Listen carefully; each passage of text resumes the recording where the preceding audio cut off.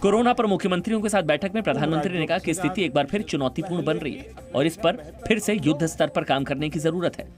हम सब के लिए ये चिंता का विषय है, सीरियस कंसर्न है। और तीसरा, इस बार लोग पहले की अपेक्षा बहुत अधिक कैजुअल हो गए। कोरोना के प्रसार को रोकने के लिए फिर से युद्ध स्तर पर काम करना आवश्यक है। प्रधानमंत्री ने माइक्रो कंटेनमेंट जोन बनाने पर जोर दिया और कहा कि लोगों के काम भी चलते रहने चाहिए और कड़ाई भी बनी रहनी चाहिए। इस संकट को भी हम देखते ही देखते पार करके निकल जाएंगे। फिर एक बार मेरा यही मंत्र है, दवाई भी और कड़ाई भी। नरेंद्र मोदी ने लोगों से वैक्सीनेशन उत्सव मनाने को भी कहा। 11 अप्रैल जो फुले जी की जन्म जयंती है और 14 अप्रैल बाबा साहब, क्या हम 11 अप्रैल से 14 अप्रैल पूरे अपने राज्य में टीका उत्सव मना सकते हैं? इस वर्चुअल बैठक में देश के कई मुख्यमंत्रियों के अलावा गृह मंत्री अमित शाह, स्वास्थ्य मंत्री हर्षवर्धन ने भी हिस्सा लिया। कोरोना को लेकर केंद्र और महाराष्ट्र सरकार के बीच तकरार बढ़ती जा रही है। महाराष्ट्र के स्वास्थ्य मंत्री राजेश टोपे ने आज फिर कहा कि महाराष्ट्र को 1 हफ्ते का स्टॉक चाहिए। अगर हम 6 लाख के या 5 लाख के हिसाब से जाता है तो 1.5 दिन में ये खत्म हो जाएगा, 1.5 या 2 दिन में ये खत्म हो जाएगा। उधर केंद्रीय मंत्री प्रकाश जावड़ेकर ने महाराष्ट्र सरकार पर वैक्सीनेशन में लापरवाही बरतने का आरोप लगा दिया। कि महाराष्ट्र में इतने सब बोल रहे हैं, 5 लाख डोज तो खराब कर दिया। राज्य सरकार अपना काम ठीक नहीं कर पा रही है और दूसरे को दोष दे रही है। ये तो उल्टा चोर कोतवाल को डांटे, ऐसी स्थिति है। वैक्सीनेशन पर केंद्रीय स्वास्थ्य मंत्री हर्षवर्धन ने जानकारी देते हुए कहा कि महाराष्ट्र को 1 करोड़ 6 लाख वैक्सीन दी गई। पूरे देश में महाराष्ट्र, गुजरात, राजस्थान को औसत से ज्यादा वैक्सीन दी गई है। इससे पहले केंद्रीय स्वास्थ्य मंत्री डॉक्टर हर्षवर्धन ने गंभीर आरोप लगाते हुए कहा था कि राज्य सरकार ने महाराष्ट्र के लोगों को खतरे में डाला और पर्सनल वसूली के लिए लोगों को इंस्टीट्यूशनल क्वारंटीन सेंटर से जाने दिया गया।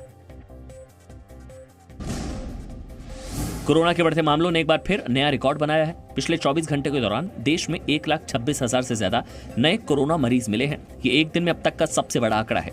बीते 24 घंटे में कोरोना संक्रमण से 685 लोगों की जान गई है। देश भर में कोरोना से संक्रमित एक्टिव मरीजों की संख्या 9,10,000 से ज्यादा हो चुकी है। राजधानी दिल्ली में भी कोरोना के मामलों में जबरदस्त तेजी आई है। बीते 24 घंटों में दिल्ली में 7,437 नए मरीज मिले हैं। वहीं मुंबई में 24 घंटे के अंदर 8,938 नए कोरोना मरीज मिले हैं। भारतीय टीम के पूर्व cricketer Sachin Tendulkar corona negative होकर अस्पताल से डिस्चार्ज हो गए हैं। उन्हें 2 अप्रैल को अस्पताल में भर्ती कराया गया था। फिलहाल सचिन अभी घर पर ही आइसोलेशन में रहेंगे। केरल के मुख्यमंत्री पी विजयन कोरोना संक्रमित हो गए हैं। उन्हें कोझिकोड के सरकारी अस्पताल में भर्ती कराया गया है।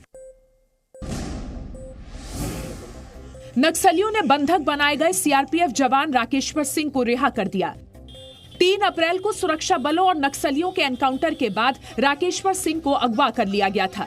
रिहाई के बाद राकेश्वर का तर्रेम के 168वीं बटालियन के कैंप में मेडिकल चेकअप किया गया। सरकार की तरफ से गठित 2 सदस्यीय मध्यस्थता टीम के सदस्य पद्मश्री धर्मपाल सैनी और गोंडवाना समाज के अध्यक्ष तेलम बोरैया समेत सैकड़ों गांव वालों की मौजूदगी में नक्सलियों ने जवान के हाथों में बंधी रस्सी को खोलकर छोड़ा। ताना तर्रेम के अंदरूनी क्षेत्र में जो आरक्षक राकेश्वर सिंह को सही सलामत जो रिकवर किए गए थे। राकेश्वर सिंह की रिहाई के बाद उनके घर में जश्न का माहौल है। उनके घर में मिठाई बांटी गई। ठीक हूँ, मैं हैप्पी हूँ, आई एम खुश, बहुत खुशी है मेरे को, मैं बता नहीं सकती आपको। बीजापुर में 3 अप्रैल को नक्सलियों के साथ एनकाउंटर में 23 जवान शहीद हुए थे। नक्सलियों ने भी अपने साथियों के मारे जाने की बात मानी थी। एनकाउंटर के दौरान नक्सलियों ने जवान राकेश्वर सिंह को अगवा कर लिया था।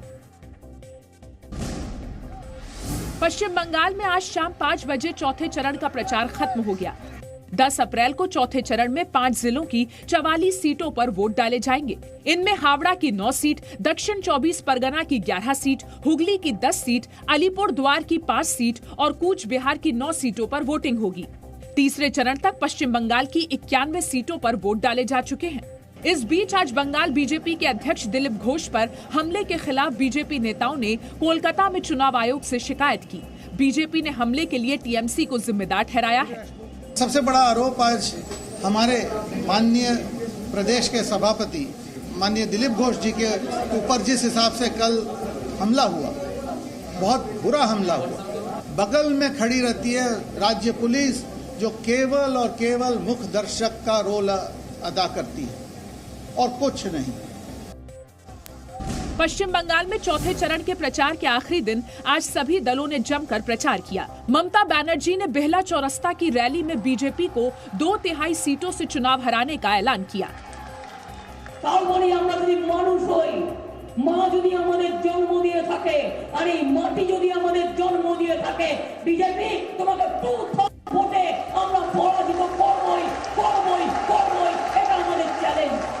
उत्तर प्रदेश के मुख्यमंत्री योगी आदित्यनाथ ने आज हुगली में चुनावी रैली की। योगी आदित्यनाथ ने आरोप लगाया कि तुष्टीकरण की वजह से ममता बनर्जी ने दुर्गा पूजा और सरस्वती पूजा रोकने की कोशिश की। ममता दीदी दुर्गा पूजा को प्रतिबंधित करने का प्रयास करती है, मां सरस्वती की पूजा को प्रतिबंधित करने का प्रयास करती है और गौ हत्या का भी समर्थन करती है।